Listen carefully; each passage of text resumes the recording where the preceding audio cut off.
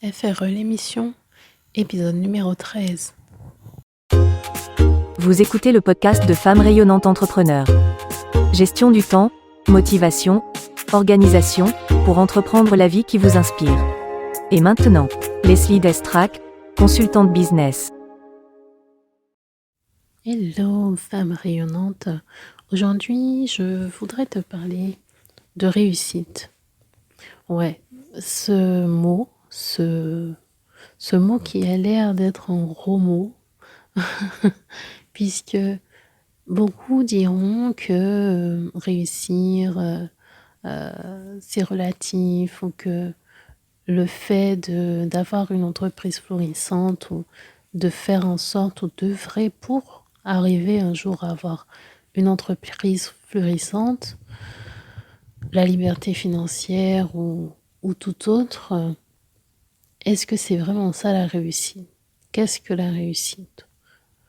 Et est-il si mal ou si déplacé de parler de réussite? Alors par rapport à ça, il y a plusieurs réactions. On va avoir des personnes qui vont qui vont parler de réussite, qui ne vont pas avoir peur de parler de leurs accomplissements, de se fixer des objectifs, d'essayer d'avancer dans la direction qu'ils ont choisie pour eux, vers ce qu'ils considèrent comme étant la réussite pour eux. Alors que d'autres, sous prétexte que ce serait peut-être pas une vraie réussite, selon leur propre définition, voient cela d'un mauvais œil. Je pense que, en tant qu'entrepreneur, si tu te lances dans l'idée de créer ton entreprise, ce n'est pas c'est pas par charité, parce qu'effectivement, oui, par ton entreprise, tu peux contribuer à des œuvres caritatives, à condition que ton entreprise brasse une certaine quantité, soit déjà dans une certaine stabilité qui fait que tu peux réinvestir dans des œuvres caritatives, dans la construction de choses, dans le fait de développer, d'aider ou contribuer au développement des sociétés. Cependant, pour y être, c'est qu'il faut déjà une certaine stabilité, une certaine réussite, entre guillemets. Et beaucoup s'offusquent de ce mot-là, sous prétexte que avoir une entreprise ou s'être lancé ou générer des revenus ou même avoir un salaire, un poste, bref, que ce ne serait pas la réussite. Moi, je pense qu'il faut considérer les choses par rapport à ce qu'on fait en fait. Le mot réussir veut tout simplement dire que tu pars d'une situation A pour arriver à un point B, d'accord? Et pour ce faire, il a fallu peut-être faire des efforts, faire des efforts, développer des compétences. Bref, sortir de ce que tu connais pour aller vers ce que tu connais pas et devoir faire un peu d'effort, de sortir de sa zone de confort, des choses que l'on connaît pour se dépasser, pour arriver du point A au point B.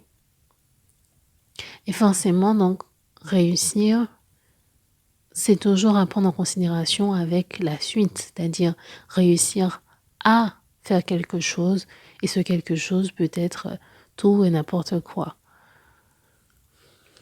En quoi, donc, le fait de vouloir réussir serait mal vu, serait mal perçu?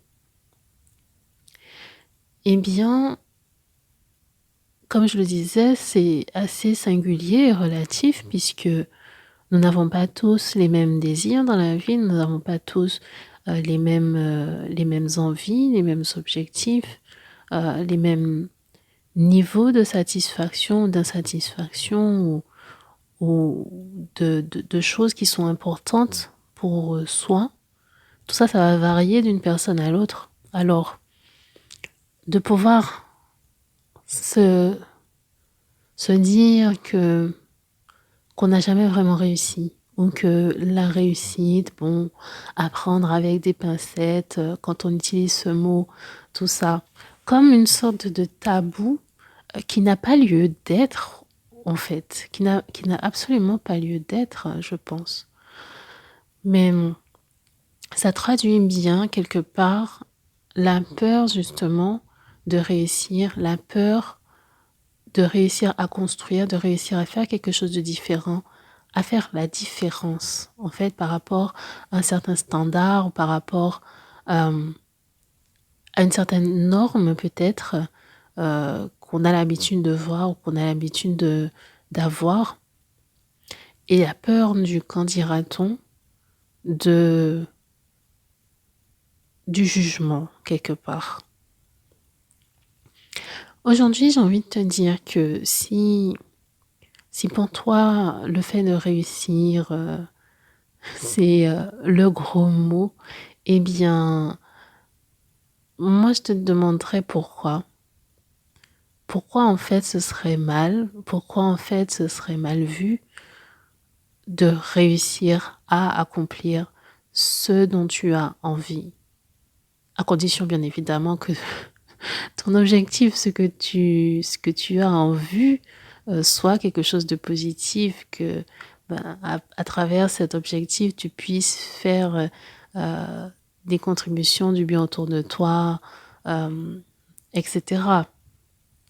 Mais dans ce cas-là, en quoi serait-ce mal vu d'avoir envie concrètement de réussir et de se donner les moyens d'avancer, de réussir?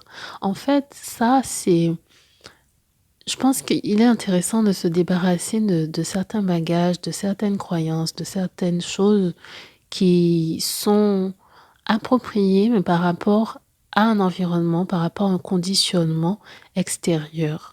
Et se reconnecter à ce qu'on a vraiment envie de faire soi et au pourquoi on a envie de faire les choses soi. Je pense que pouvoir déjà clarifier ça, identifier ça, permet de mettre en place des bonnes bases et de savoir vers quoi on va, dans quoi on s'engage quand on veut entreprendre. Et forcément, un entrepreneur veut réussir dans son entreprise. Alors, si ces mots de réussite, si le succès, si l'ambition sont pour toi des gros mots, je t'invite vraiment à te poser la question vraiment, à prendre le temps d'y réfléchir et à te demander concrètement, mais qu'est-ce que tu veux vraiment au fond?